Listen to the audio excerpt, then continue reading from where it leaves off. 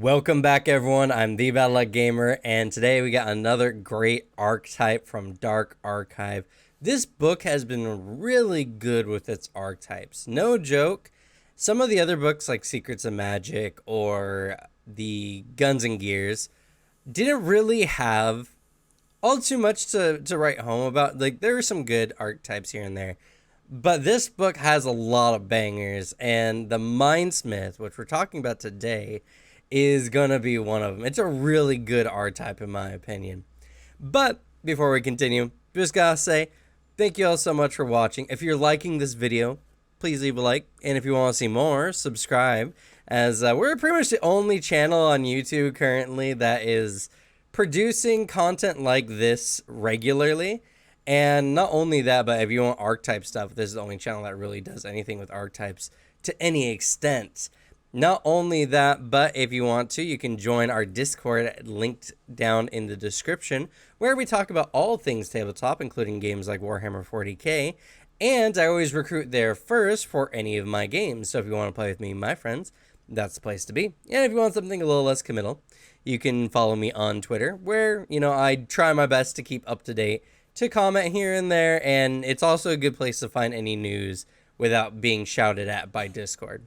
So with that in mind, we're going to go ahead and get into the Mindsmith. So there's really not a whole bunch of prelude to this archetype. The Mindsmith is just a class was an archetype, that makes a thought weapon that you can use regularly and you can summon to your hand. So let's actually look at the dedication. Strangely, this archetype dedication does not have any prerequisites, which is interesting because the weapon you create, and it'll be all up here, all the information that y'all can see, but the weapon that you create is considered a martial weapon. So that's something that's very important to recognize, so that whatever class you pick has to have access to martial weapons in some sense. Now, there's three types of weapons.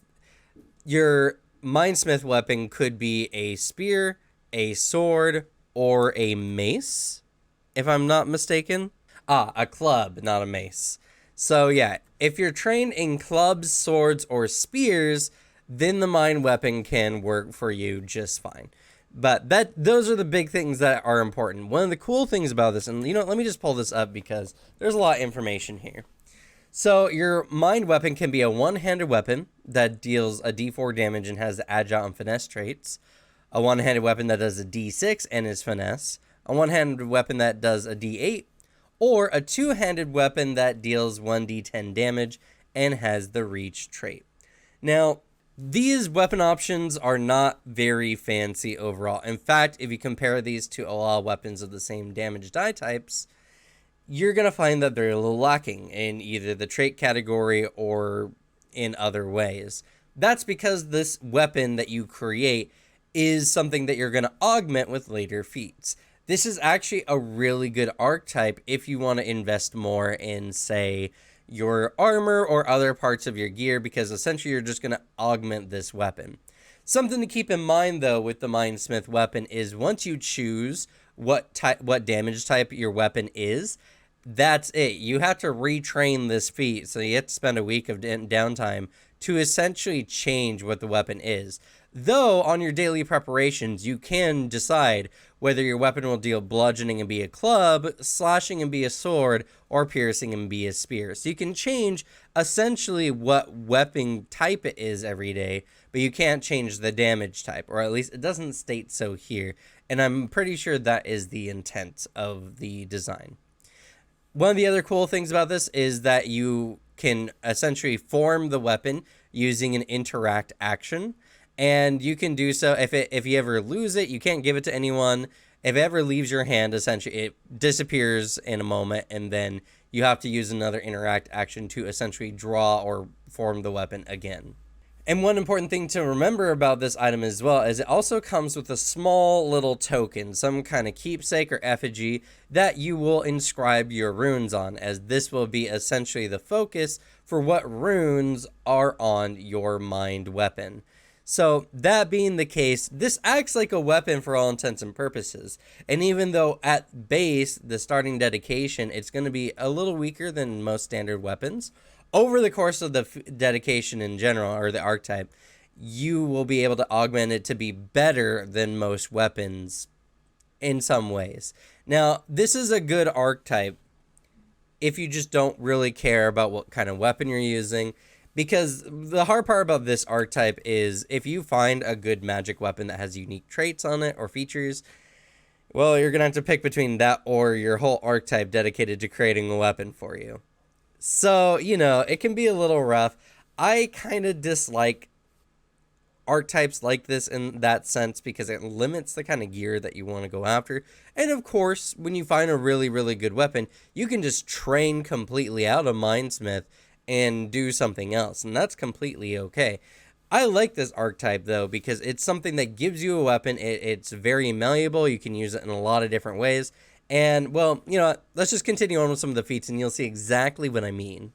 Malleable movement is probably the best skill feat I've ever seen. So while you're wielding your weapon, your mind weapon, you can, as a free action, as a part of a leap action, it has to be the leap. It cannot be high jump or long jump. That's very important. But as a part of a leap action, you can extend the distance that you can leap by 5 feet, though, as standard, it cannot be more than your character's speed when you leap in this way. So it can go up to your character's speed, and it's pretty good. And it is a skill feat, and you must be expert in athletics to get this. I love it. I love the idea of the mind weapon shifting into like a pole or something that you can then use to jump across a chasm. It does kind of break the idea that the weapon can't really easily be changed besides its damage type. But I don't know. Not its damage type. Sorry, it's damage size, the size of the weapon, more or less. But I like it nonetheless. This is a really good, and it's a skill feat. And if you didn't know, this is an archetype skill feat, so you must pick it up with the general skill feats when you pick them up with your class. Unfortunately, if you have a class that gets like extra athletics feats, for instance, like the swashbuckler, you cannot use your stylish tricks to pick this one up because it's not a athletic skill. It is a archetype skill feat. So just so you know. Ghostblade is another really good feat. As an action, you can give your weapon the properties of a ghost rune for a minute, a ghost touch rune. And it says it gets the effects of a ghost touch rune. So even if you have runes on your weapon already, this doesn't suppress any of them. This is just as an action, you make your weapon be able to affect ghosts for a minute. It's really good. And I don't even think it's once per hour. Okay, so once per hour you get this benefit. That's probably more than enough. It might make it a little bit harder if you're doing a dungeon run that's full of ghosts and everything like that, because it's pretty much one battle out of the entire dungeon, maybe two, give or take, depending on how big the dungeon that you're going through is. It's still a really good effect, in my opinion. And if you're using the bonus archetype feats, which I highly recommend, this is a really good one to pick up because it just makes your weapon viable in a lot more situations. Just the Tool is another great one. As an action, you can turn your mind weapon into something like a shovel or a crowbar.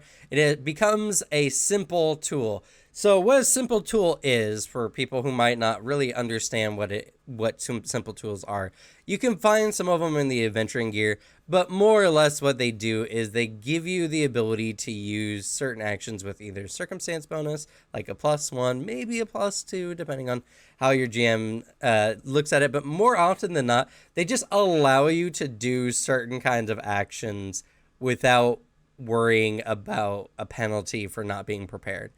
Digging gets a penalty if you're using your bare hands. Using a shovel means that you don't have a penalty, but you can dig more easily. You know what I mean? That kind of stuff. So this is a really good one to pick up. It makes your weapon a lot more viable in a lot more situations. And it just becomes like an all-in-one tool. I actually really like this. The Mindsmith is essentially the inventor with just just a single weapon instead. And this archetype dedication, I think, would go really good with an inventor, just because you can use a mind weapon and then you can have the construct companion, or you can have your armor be the I forget what the actual term is called, but it's your main gadget, I guess, as the inventor.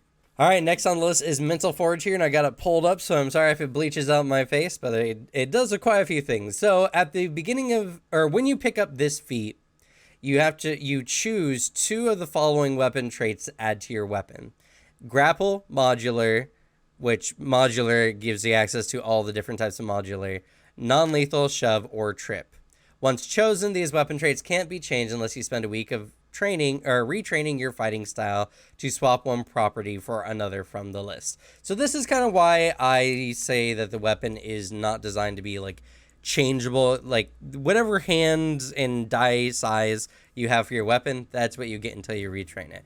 This feat kind of cements that because you cannot do anything until you spend a week to retrain it, and you only retrain actually one of the properties. But this is good overall. I really like the idea of the D10 reach weapon, especially because that now you can add something like trip to it or grapple. A grapple reach weapon is really solid, honestly. And this is just a really good feat in general, and it gets even better with a later feat from the dedication.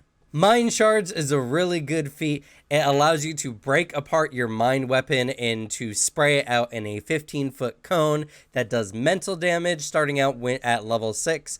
It does 3d6 damage, and as you level up at level 7 and then every odd level after that, it gets an additional d6. Now, this is based on a will save, yes. Creatures in the area must make a will save, a basic will save, against your higher of your class DC or your spell DC. And after you attack, the weapon automatically reforms in your hand, and you can't use this ability again for 1 minute. So essentially, once per combat, you can use this feature. And I like the fact that the weapon automatically reforms in your hand, meaning that you don't need to spend an interact action to get your weapon back, unlike other ways that you can possibly, have your weapon disperse. This is a really good just area effect. If you look at this from the perspective of martial fighting, this allows you to have a martial weapon that can attack in a cone once per minute. That's really solid. That's a really good benefit. And there's a lot of classes that I can imagine could utilize this. Unfortunately, like many things in this book, this is a really bad book for barbarians, unfortunately, because a lot of these archetypes and a lot of these feats have the concentrate trait, which means unless they have rage, also the barbarian can't use these while raging. So a lot of the archetypes in this dedication, and especially the mind weapon, it's just not good for a barbarian. But the other martials can get a lot of good benefit out of this. So I think this is a really good feat overall. Malleable Mental Forge is the upgraded version of Mental Forge, more or less. And what it does is during your daily preparations, you can change the two traits that are on your weapon to two different traits on the weapon. It's solid. That's it. It just changes. It's just a swap. It does nothing extra. It just allows your weapon to be more malleable. And once you change them, then they're that way until your next daily preparation. So this is a good feat overall. It pretty much removes the necessity to retrain it. And each day you swap the choices with any of the options on the list. So this is overall just an upgraded version of the prior feat. And I like it. It allows a lot more flexibility with the weapon. Mind Projectiles is another really good feat from this archetype dedication. It allows you to essentially shoot your weapon up to 30 feet. It does a d6 of the same type of damage that your weapon does, and the weapon's runes apply as long as they would apply to a ranged weapon. Your weapon does not become a ranged weapon necessarily, your weapon is a melee weapon. So if you put melee specific runes on it, then this ranged strike does not benefit from those particular types of runes. That's just something to keep in mind. Other than that, this is great. You get a ranged attack, and it does a d6 no matter the size of the weapon. Even if you pick a d4, technically it gets a damage upgrade from this as long as you're using it at range. I like this archetype dedication a lot, and I like these kind of feats in particular. A lot of the text here is just talking about the restrictions. More or less, all the runes carry over, and runes that are specific for melee weapons do not. So that's just something that's very important to remember. All right, Runic Mindsmithing is another one I have pulled up here because it offers a lot. Essentially, during your daily preparations every day, you can pick one weapon property rune, corrosive, disrupting, flaming, frost, shock, and thundering to enhance your weapon until your next daily preparation. This rune does count towards your maximum limit of runes as normal. And as I was thinking about this, I was kind of getting frustrated because I like feats like this, but it makes it hard because obviously if you pick any of these runes, it would suppress a rune on your weapon. But when you consider it more like this, you get a free weapon property rune on your weapon that you don't have to spend, and it's variable every day. That makes this a really good feat, actually, and it gets better with a later feat here. But this is why the mind weapon is really good. You get traits from the mental forge, and you get runes from this feat. Your weapon becomes what you need it to be every day, which is very solid. Again, I dislike the idea that this can limit kind of loot options for your characters.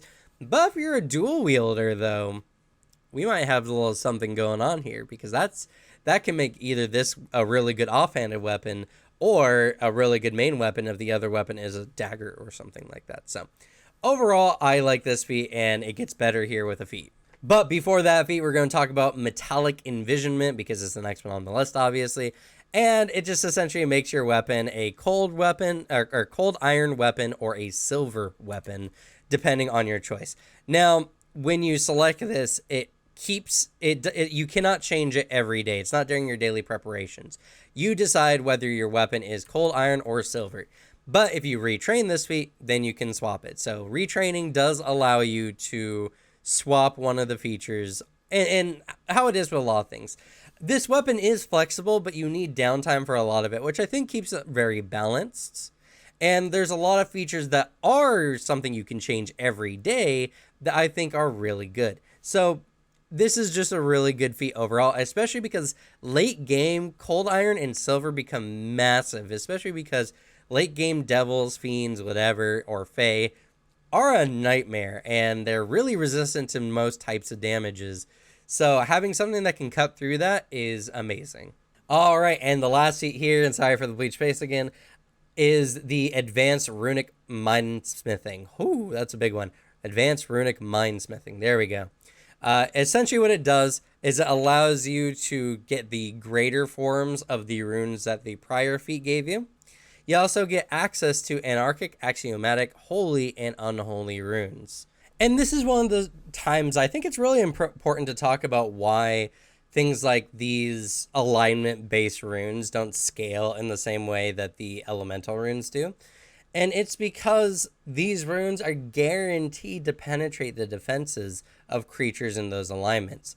I can't think of a single creature that is resistant or immune to a type of damage that it could possibly take.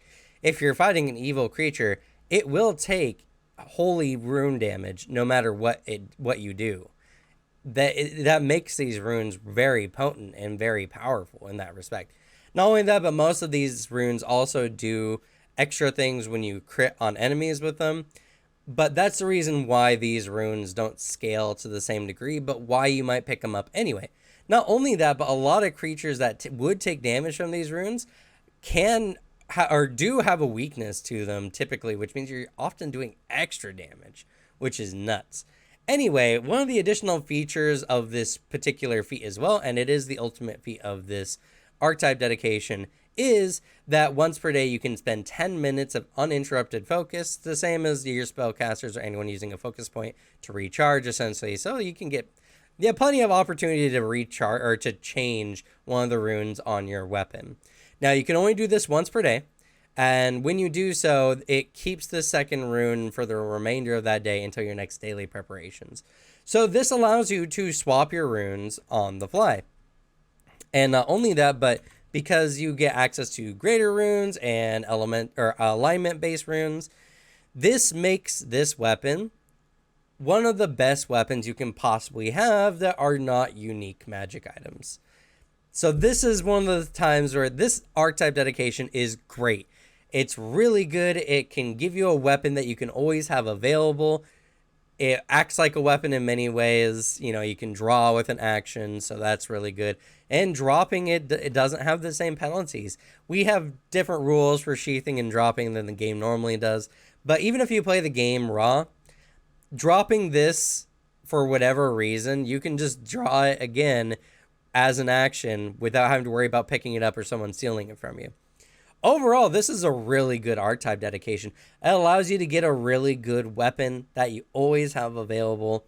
And if you're just playing a class that is a little bit more limited in its choices for weapons, like classes that focus heavily in the finesse category, this weapon's a really good option. It gives you a lot of different choices you can make for rogues, swashbucklers, investigators even.